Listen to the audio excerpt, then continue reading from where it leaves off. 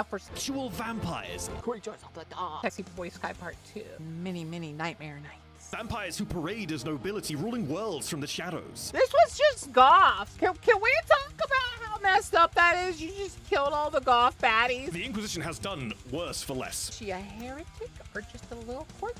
Vampire bite to eat. Baka bites for fun. What is my goth baddie? Ancient vampiric Xenos who at the height of their power could stand toe-to-toe with a space marine legion. Just floss your teeth. They're falling out. Man back! So join me as I go through Warhammer 40K's depictions of vampires and vampirism. Now for Sexy Boy Sky Part 2. Has always drawn inspiration from dark fantasy. For its races, its horrors, its depiction of glory, or resilience in the face of the abhorrent. But what's funny is it kind of sounded like you said, for its racism. And I was like, yeah. sometimes that unique flavor of Warhammer 40K. From what I understand, even the Necrons are kind of like, I don't want to deal with you orcs. I don't even think it's because the orcs are like the strongest or anything. I think it's just that there's so many of them and they like fighting so much and they care not about retreating. Like retreat's not even a vocabulary word. It's all fight, fight, fight, fight, fight, fight, fight, fight, fight, fight, fight, fight, fight, fight, fight. It's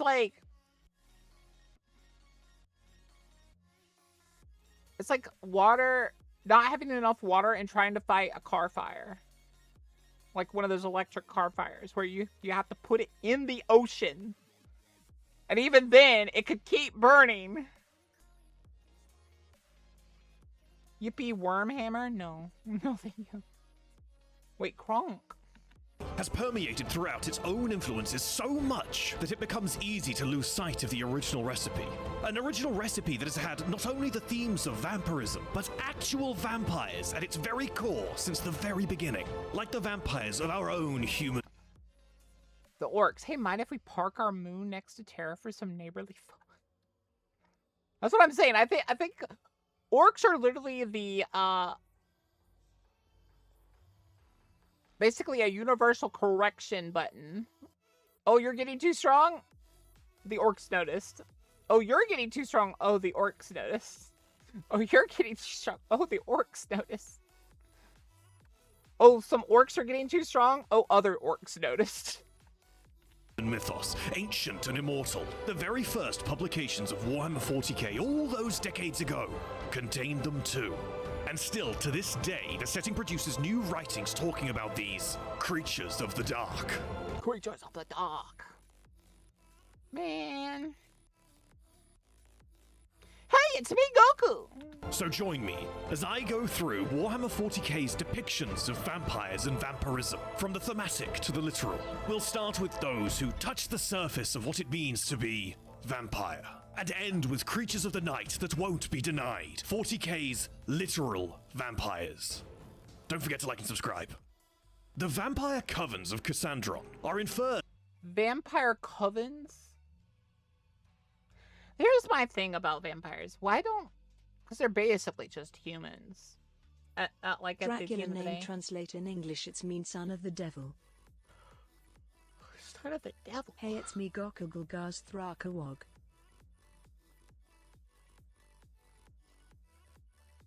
Alrighty then. You too, buddy. Like, why don't, like... But aren't Sanguinius's people, Astartes is vampires? Or, like, a version of vampires? Or they like blood a lot,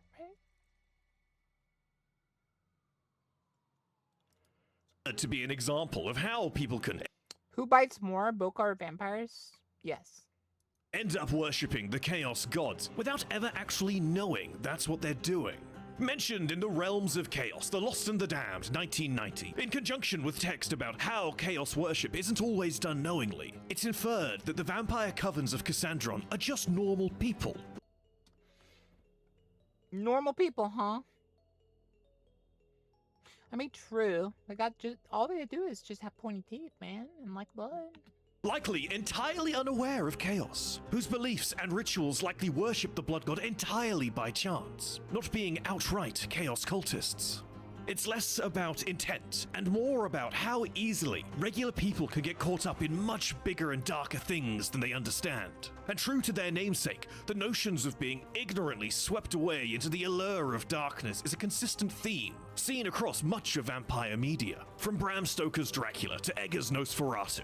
Though sadly, the text also implies that the Inquisition eventually stepped in and expunged them, which likely means they're gone from the setting forever. What's interesting is that though it's not connected intentionally, the later entries in this video could actually shine a light on the true masters of the vampire covens of Cassandron.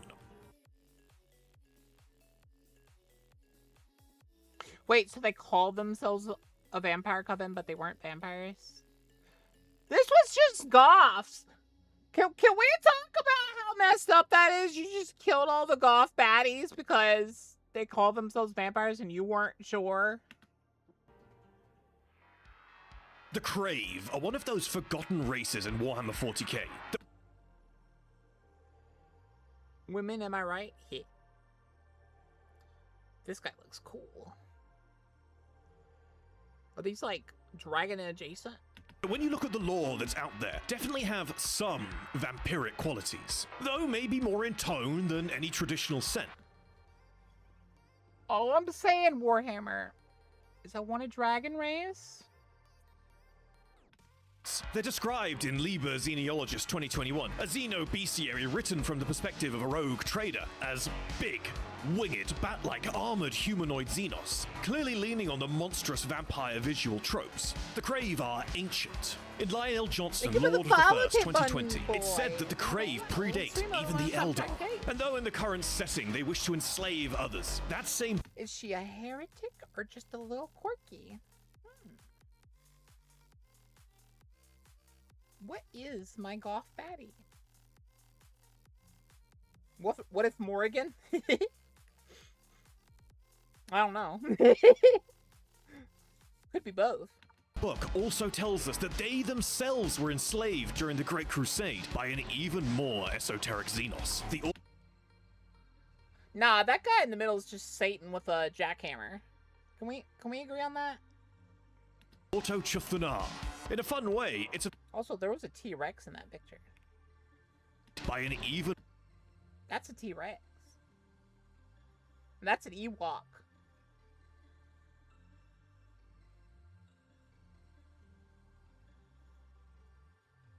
And that's Vilgax. You guys see Vilgax in there? More esoteric Xenos. The Auto Chuthanar. In a fun way, it's a vampire trope within a vampire trope. Parasite beings, thralls, enslaved to the will of other parasite beings, vampires. By the time we hit the 41st millennium, though, the Crave are free of the Auto Chuthanar, roaming the galaxy as Xeno-pirate mercenaries. Their fall was tectonic. During the Great Crusade, the Crave were not to be taken lightly. They had Titan war machines that could stand toe-to-toe with the Mechanicum's god engines. That said, beyond the wings and ancient menace, there's not a ton of underlying themes directly tying them to traditional or modern vampire myth. They don't need blood, or fierce sunlight at least. Not as far as I know. But there's still something. Not as far as he knows. Vampire bite to eat. Baka bites for fun.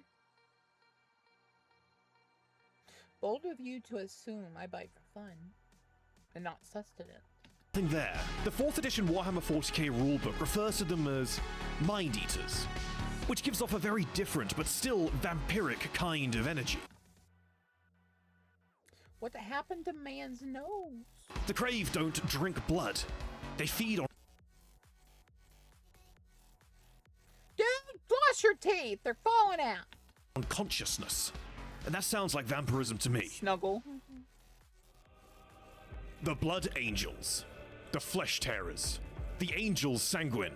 The Blood Drinkers. And so on. All sufferers of the Red Thirst, an inhuman thirsting for blood. This aspect of vampirism is without subtlety. The Red Thirst is one of the 2 great gene curses that plague the sons of Sanguinius. The other being the Black Rage, the psychic lash of madness echoing the Great Angel's death. There are few things more quintessential to the vampire myth than the drinking of blood. The Red Thirst is often talked about as this shameful hunger lurking just beneath the surface of these Astartes, noted as being pale-skinned with sharp teeth. vampiric teeth. Denying the vampiric parallels to the Blood Angels is not a done thing. However, it's not just present in the foredoomed biology of the Sons of the Angel, it shapes how some of these chapters act. Take the Angels Vermilion. They've turned blood consumption into a ritual wrapped in this twisted sense of faux necessity. In Devastation of Baal 2017, we see how Dante, chapter For the subby haircut, thank you for the angel. Welcome streaming on time and have a wonderful time in Dragon Cave. I didn't mess that up. master of the Blood Angels himself, openly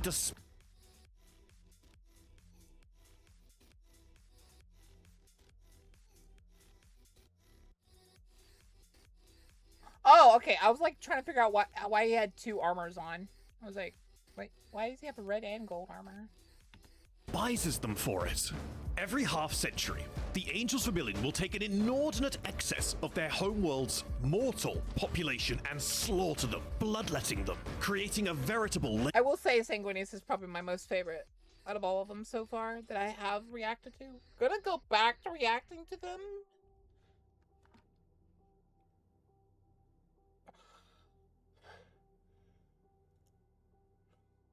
Might do a vote soon. Lake of blood. The chapter will then pay for this crime by sacrificing one of their own sanguinary priests, after which all Battle Brothers will bathe in and drink up this red ocean until it's gone. The chapter boasts a reduced impact of the red thirst and black rage, attributing both to this vampiric ritual that I'm sure Count Elizabeth Bathory would approve of. I've always found that... She's the lady that bathed in children's blood to stay young, right? That they say was a vampire. Tragedy of vampirism to be a big aspect of the portrayal of the mythology. And I think the Angels Vermilion's we do this not because we want to, but because we need to approach, despite it very much being a choice that even the flesh tearers abstain from, highlights them as victims of the vampiric seduction consistent throughout vampiric media, like a drug addict's pleasure turned source of sanity. Though one cannot talk about the vampirism of the Blood Angels without talking about Vandoth the Fallen. As per 2019's Necromunda, the Book of Ruin, Vandoth for the longest time was thought to be a Goliath, infected with a form of vampirism. And as we'll find out in a moment, vampirism is not something alien to Necromunda. However, in March 2025, Games Workshop all but confirmed Vandoth to be a blood angel, long since abandoned on the Hiveworld and likely longer still lost to the whims of the Red Thirst. Vandoth roams the Underhive as a killer for hire, with no real discernible motives, save to satiate his blood thirst. When I say all but confirmed, I mean that matter-of-factly. Games Workshop posted the updated model for Vandoth, showing him with not only a Space Marine Phobos pattern bolter, as opposed to the ramshackle Goliath bolters, but also with a Space Marine combat knife, with a blood drop and IX written upon its red sheath. IX.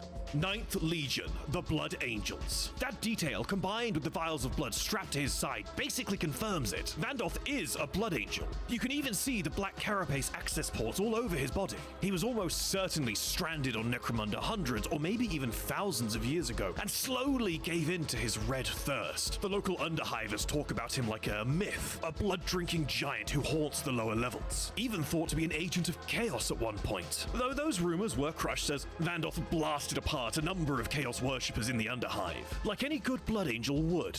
Emperor help the Underhive if Vandoth ever falls to the Black Rage. At the moment, he's a hulk of a vampire stalking the night, but should the Black Rage ever take him, it'll take the combined might of the gangs of Necromunda to bring his bloodlust to an end.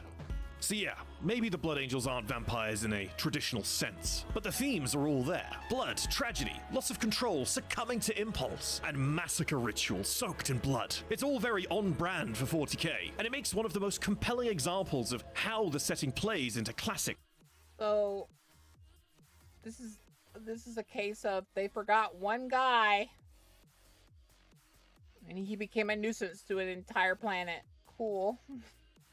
Gothic tropes.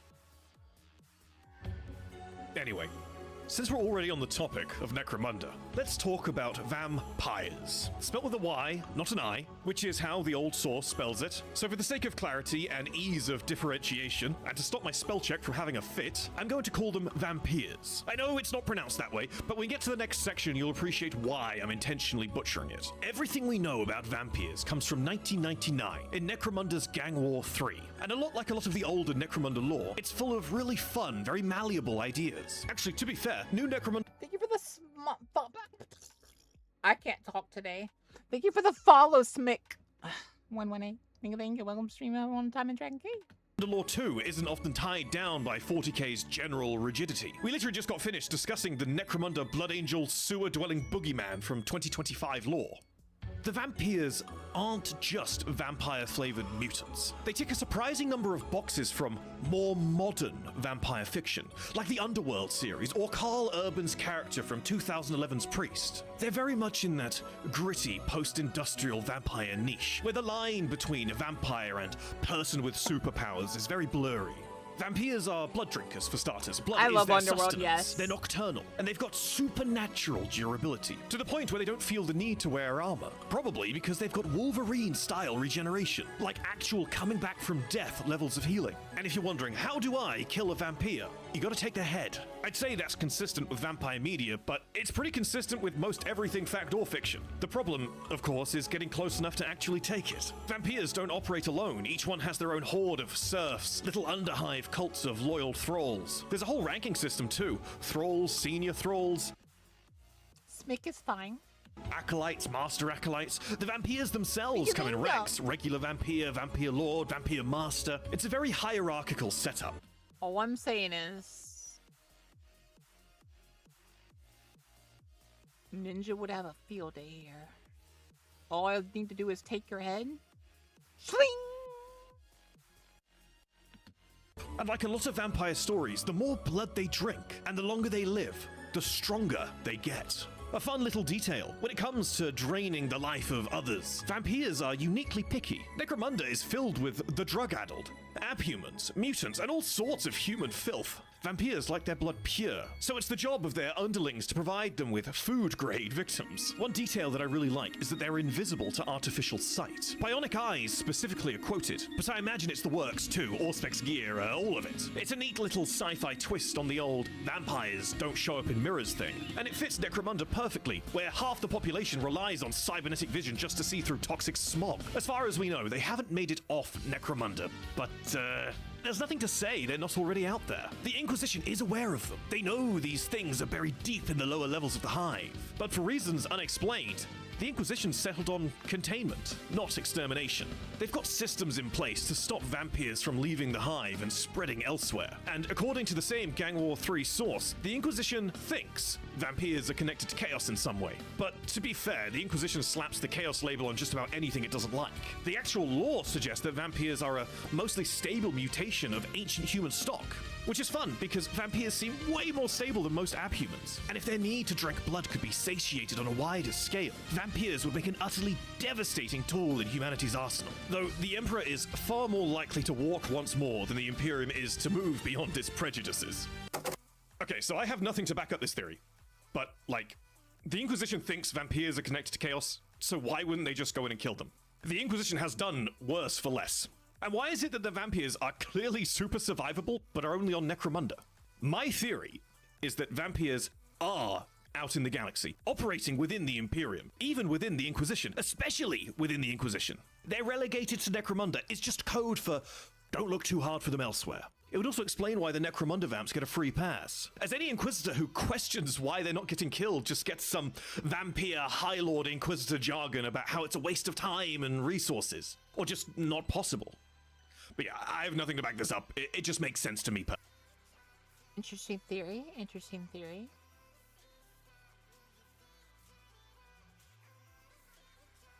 I kind of agree with it. Agree with it.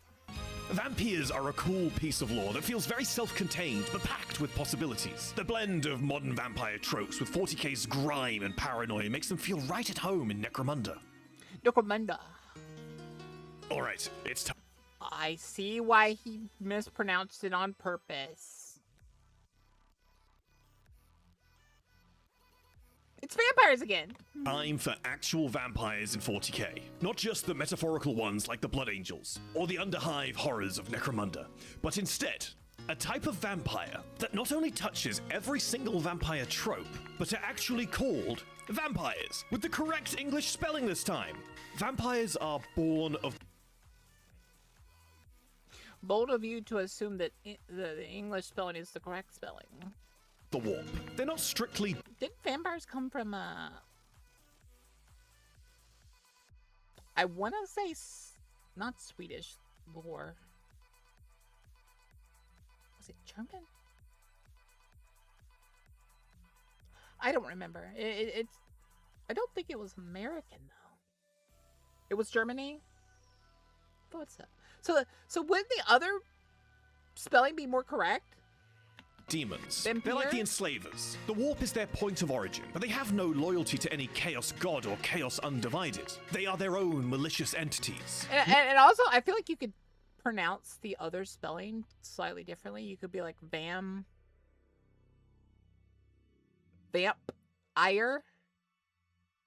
as opposed to vampire.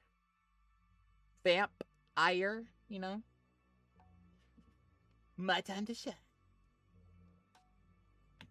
Meaning, much like the enslavers, I would posit that their vampiric origins are likely during or before the War in Heaven. And they're close to what you'd find in modern vampire fiction, or in something like the Elder Scrolls. The hell was he? They take the form of politically important individuals, governors, nobles, military leaders, using psychic powers, hypnosis. All I'm saying is, werepires are my favorite. Shout out to Adventure Quest, am I right? And raw charisma to build up cults of thralls around them. It's not usually violent either. Like with a lot of vampire stories, they don't just seize power, they talk their way into it. Seduction, manipulation, classic vampire stuff. We know from Rogue Trader 1987 that they can also take on a terrifying true form when pushed. Something huge and a creature closer in appearance to the Crave than to the mortals they masquerade as. The most consistent vampire trope, the monster in the mask, taking which form best suits the individual's villainy at each moment. What sets these vampires apart from more traditional ones isn't just the sci-fi twist of, they're across the galaxy. It's that they don't limit themselves to human society. Remember that Dracula was a Romanian? From what I love to like reference to people, like people don't understand about Dracula, is that Dracula was a good guy. They can shape. Dracula was a good guy because he was literally stopping an invasion. He chose the most brutal method possible to stop an invasion. No, that's literally what he was doing, Valley. They kind of like bastardized and like obfuscated a lot of the facts that happened. And like why all the fighting was happening. But the way he scared off the invaders is he would impale them. Yeah, he fought off the Ottomans. The Ottomans were trying to take over literally the entire world. Lest us not forget the Ottoman Empire.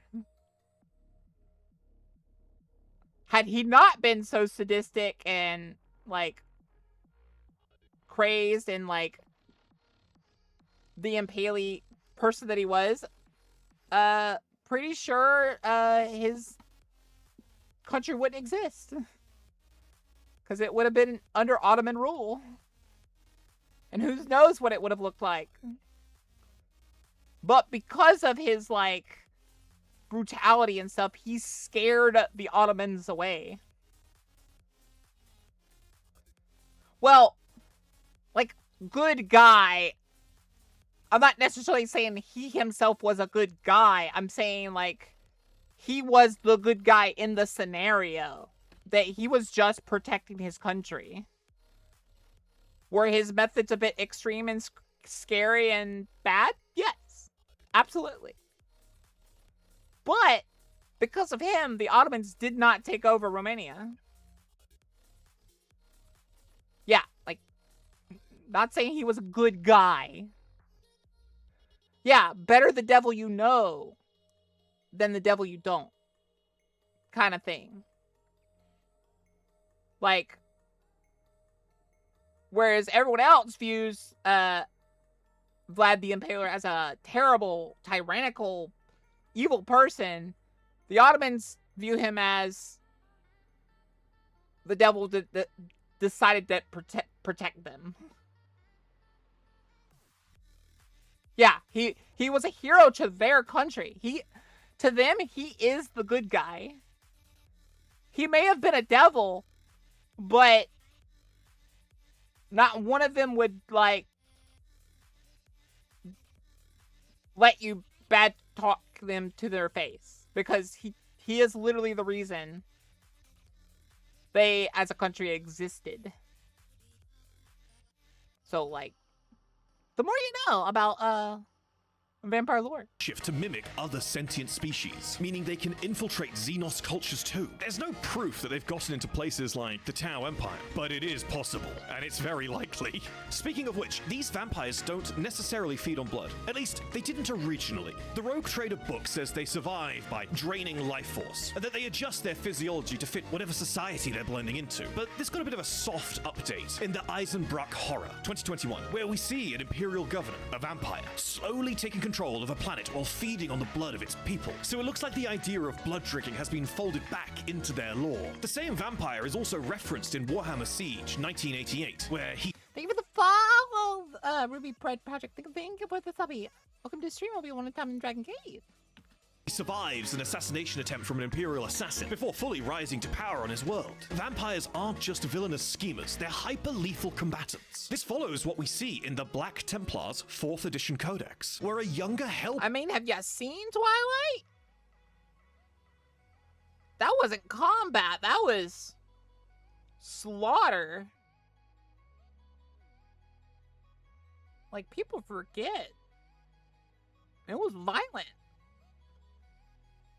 The whole, like, the way you kill a vampire in those, in Twilight, was you had to tear the body apart and burn it. If you didn't do both, they could survive. Brecht earns his place in the Sword Brethren by slaying a vampire who'd taken over a planet in a very similar fashion. The implication? A vampire is powerful enough to be a threat to space marines. This specific kind of vampire, manipulator, shapeshifter, psychic predator, has so much untapped potential. You've got the traditional horror and mythology, sure, but mix that with the unique brutality and political paranoia of 40K, and you've got a storytelling goldmine. At the start of the video, we mentioned the vampire covens of Cassandron. And it made me wonder, were the vampire covens really just misguided blood cults? Or were they pawns of something much older, smarter, and hungrier? Perhaps an unnamed vampire. So all of the Astartes Anonymous guys know that I love vampire media, especially Castlevania. I remember falling in love with Symphony of the Night so long ago. Even recently, I've caught myself enjoying games like V Rising. It really saddened me that fantasy had this monopoly on Warhammer vampirism, until I realized it didn't. 40K has space marine vampires. Vampires who live underground and form cults. Vampires who parade as nobility, ruling worlds from the shadows, drinking the blood of the innocents. Ancient vampiric Xenos who at the height of their power could stand toe-to-toe with a space marine legion. I love that Necromunda's vampires and Rogue Trader / Eisenbruck Horror's vampires have implications that could affect the Imperium and the galaxy on a much wider scale. Geralt and spotted. in true vampire fashion, they could very well be contenders on that galactic scale, operating in shadows unbeknownst to all. Let me know in the comments what kind of stories or events you think vampires might have had a hand in. See you next time. See you next time. Bye, sexy voice man. Oh yeah, Moots told me that I had to tell you that the chapter master for the Blood Drinkers chapter is called Orlok. Like Count Orlok. Thank you, Moots. Thank you, Mitz. I can't believe I forgot to mention the vampire squig. This piece of Squig! right here is a vampire squig. This is the That's a squig! only known official image of the vampire squig. It is equal parts adorable Squig. and stupid looking. They're used as pet. Oh, no, he's not stupid. He's my pet now. You can't call him stupid. I'll kick you in the gonads. It's by orc pain boys to suck out poison or otherwise out blood from injured orcs. If it's not wartime and there's nothing for an orc to kill, pain boys will literally kidnap perfectly healthy orcs to feed them to their vampire squigs to keep them from getting hungry. That's a good squig goner. Alright, that's it. We're done. Me and my homies kidnap the weaker ones for our pet squigs. Behind every paragraph and reference in these videos, there's a mountain of research. Mountain of and research! More than a few burnt-out cogitators. Many nightmare nights. That's where our patrons come in, with multiple tiers offering a variety of things, from exclusive chats in our Discord to personalized artwork created for our individual patrons. So if I'm like a high lord, will you make me a new dragon VTuber model? Yeah. Every It's subscription like Adeptus, vampirish. keeps the machine spirit of the Astartes Anonymous YouTube channel appeased. And for our top tier patrons, a display on the Wall of Honor at the end of each podcast. So if you're enjoying the content, But no, like you wouldn't be able to put my head up there. I'll give you a claw. please do consider taking a quick look at our Patreon. Thanks so much for watching. Thank you. Obviously, the link will be in the description below and in the Discord. Yeah. And there we go. These reacts are done. That was Astartes on Nanama, the sexy voice guy.